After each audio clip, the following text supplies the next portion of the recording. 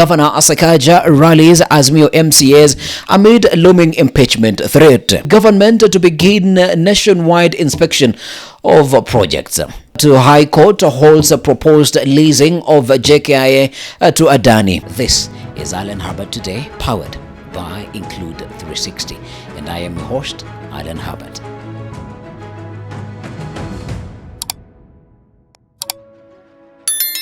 Governor Sakaja rallies Azimio MCAs amid looming impeachment threat. Nairobi Governor Johnson Sakaja met with elected Azimio members of the County Assembly on Tuesday to strategize in response to an impeachment motion reportedly being planned by Kenya Kwanza members of the assembly.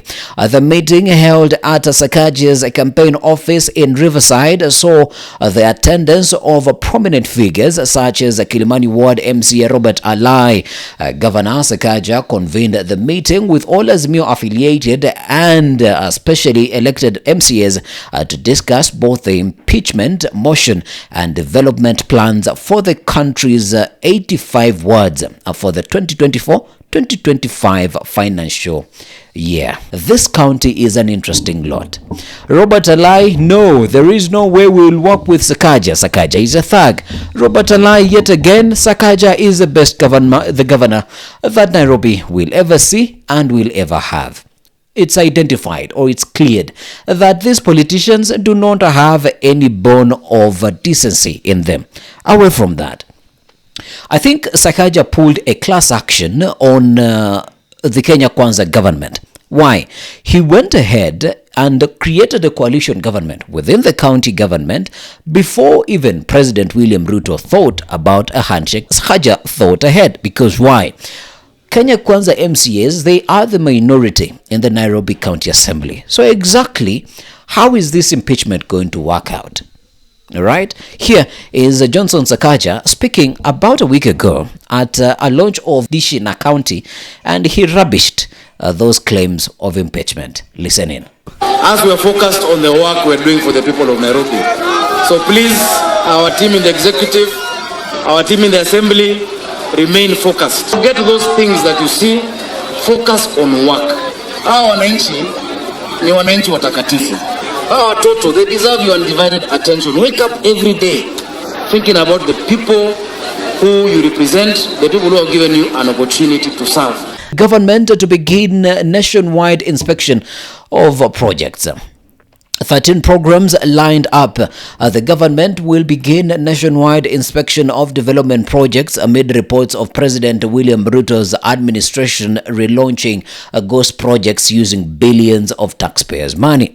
In a statement on Monday, National Government Coordination Secretariat Communications Director Andrew Teye said that the Office of the Prime Cabinet Secretary and Interior Ministry would jointly conduct the inspection from September 10th, 2024 to September 14th, 2024.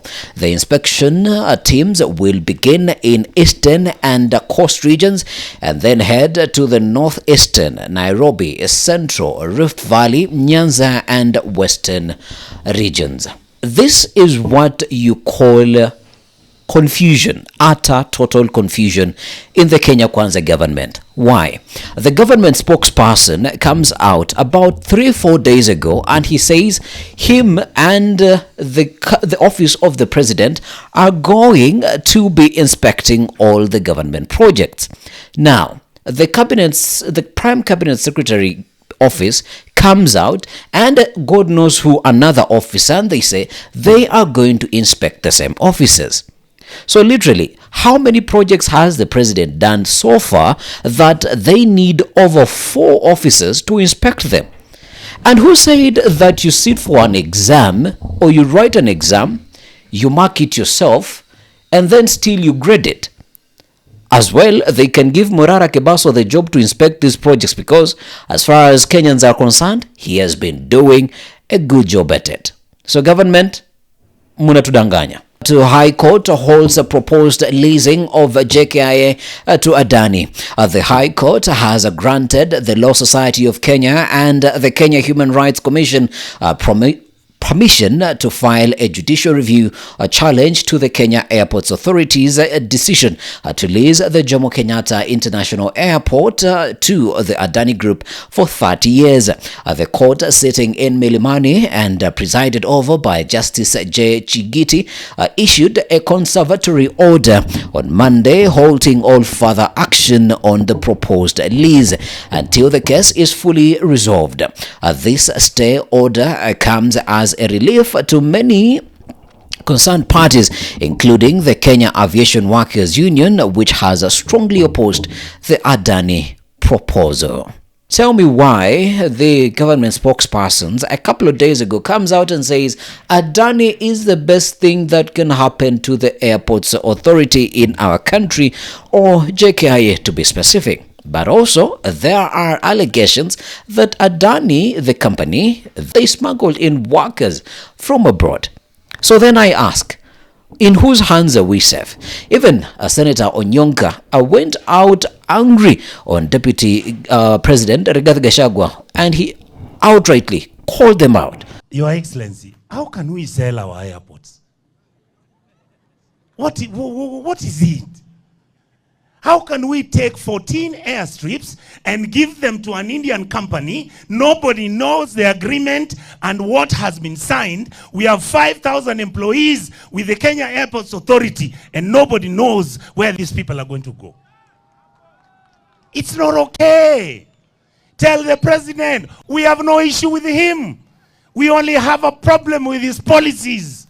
Our country needs to be taken care of. We are not taking care of our country. Abduba Dida, the fall from grace from being a presidential candidate to a convict in the United States. He is currently serving a 7-year sentence at the Big Muddy Correctional Center in Illinois for stalking and intimidating unidentified individuals. The former presidential candidate in the 2017 election, he is currently serving a 2-year and 5-year sentence respectively. I wonder the kind of a country would have had if Dida became president of Kenya. He would have stalked you to the last man. Athlete Rebecca Cheptegei's ex-lover Dickson Ndiema dies in hospital. Dickson Ndiema, an ex-partner of Ugandan athlete Rebecca Cheptegei, died on Monday night while undergoing treatment at a hospital in Eldoret. Ndiema is accused of dousing petrol on Cheptegei after an unsolved argument and setting her on fire. The Ugandan Olympic runner succumbed to burn injuries on September 5th, 2024. And in the honor of the fallen Ugandan marathoner, Uganda decided to honor the athlete by or with an army send-off. Harris and Trump to clash as Americans await next twist.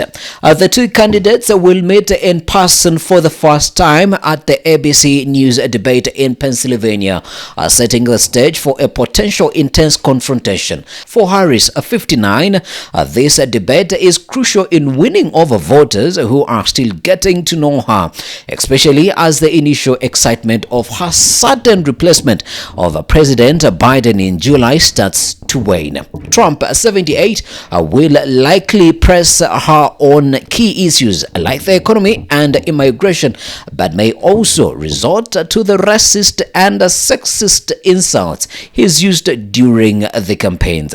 This debate could be a pivotal moment in the 2024 presidential race as Kamala Harris and Donald Trump clash in their first and potentially only televised face-off.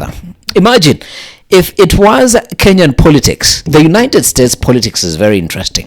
How do two presidential candidates have never ever met? It is going to be an interesting debate. And stakes are high.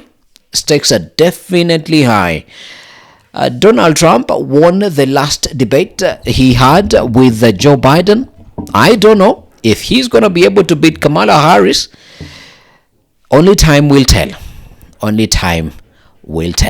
If you are here for the very first time and you like to be informed and staying ahead, a polite request. kindly press onto the red big button and subscribe to this channel, and also turn on the notification bell so that you are always number uno to be notified whenever we put out a new video. Remember, Alan Herbert Today is powered by Include 360. This is Alan Herbert Today, powered by Include 360, and I am your host, Alan Herbert.